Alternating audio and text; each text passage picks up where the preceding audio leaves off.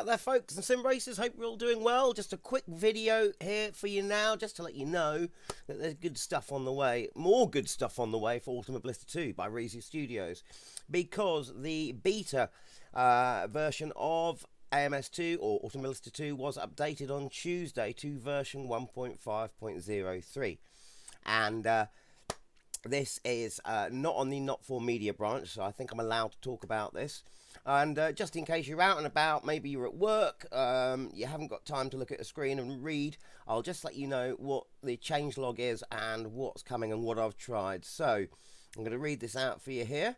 In general, there has been crashes fixed when you're advancing in a championship after clicking skip to the end. There may be a crash if there was a full course yellow setting on. That's now been sorted by the looks of it.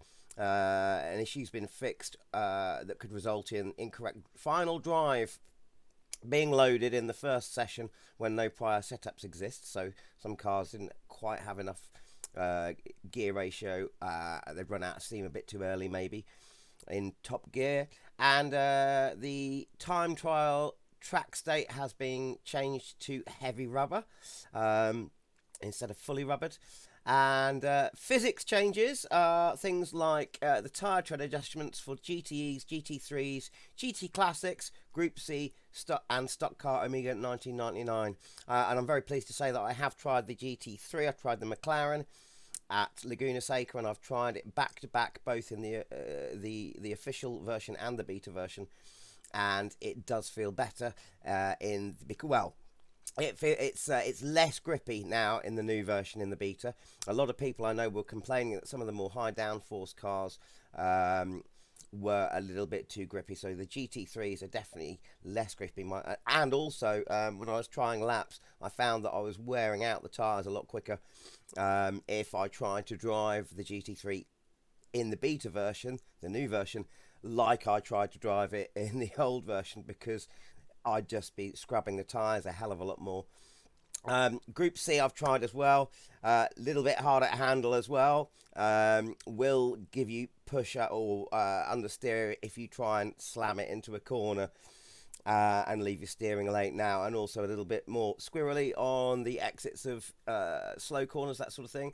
There have been force feedback adjustments to the Formula Trainer, Formula Trainer Advanced, Vintage Touring Cars T2, Amiga Stock Car, 1999 Sprint Race, Copa Montana, Copa Uno, Copa Fusca, Mitsubishi Lancer Cup, Street Camaro SS, and Kart Cross. Now, the only car I've tried out of these has been the Camaro SS and the Copa Montana. The Camaro SS, the force feedback feels a lot nicer. Also, it seems a little bit quicker. I can drift the Camaro a lot easier now. I like to drift the Camaro at Hockenheim, the short version of the track. You've got some great corners there. And I was finding before that if you were drifting and then suddenly as you were counter steering, the front tyres grabbed the grip again, it would take you straight off, but the steering wouldn't come back into alignment quite at the same time. Now it feels a lot closer, feels a lot more connected. So I'm really happy about that. There seems to be more detail as well with the new force feedback in terms of small undulations. The Copa Montana, I will say, in the official release, it's with the new tyre physics, which didn't have the new force feedback. The curbs seem to be really, really rough. That seems to have been curbed a little bit. See what I did there? Sorry, bad pun. But it seems to have been slightly softened off, but it's still quite harsh. But then again, I've never driven a Copa Montana, so maybe they're like that. But that's the difference. Again, small undulations can be felt better, but they still seem to be quite tough over the curbs. There have been adjustments to engine inertia and compression rates for hot cars, Copa Classics, Classic and Fusca. GT3s have had slightly adjusted aero for the Nissan GTR and the BMW M6. Group C, minor aero and performance adjustments for all models. McLaren F1 GTR corrected rear ride height asymmetry. And Formula Classic Gen 4 adjusted performance for McLaren MP4/6. It's nice to hear that a lot of the cars that have had the tyre updates but didn't have the force feedback updates have now got them. I'm looking forward to trying things like the Sprint Race and the Amiga stock car and the Fusca, just for an example. We've had an AI calibration pass for the Formula Classic Gen 4 GT3s and the Porsche Cup, which is interesting to hear because I think that the Porsche Cup has already gone through an AI calibration pass in the last update, but they've done it again by the looks of it. Could be wrong on that. There has been one update to one of the tracks, which is Brands Hatch. They fixed the AI line on pit lane. And in terms of vehicles, and this is something I was really happy about, small thing, but made me very happy. The McLaren 720S GT3 display has been updated with fuel data, and the pit limiter green LEDs have had small corrections. Also, they've removed the LEDs around the second screen. That's your rear camera screen in the middle of the car. I always hated the fact that in that car you had to turn on the HUD if you wanted to see how much fuel you had left in the car. Now you can leave your HUD off completely, which is great for VR, and you can always see by flicking through the cockpit readout on your real cockpit in the car.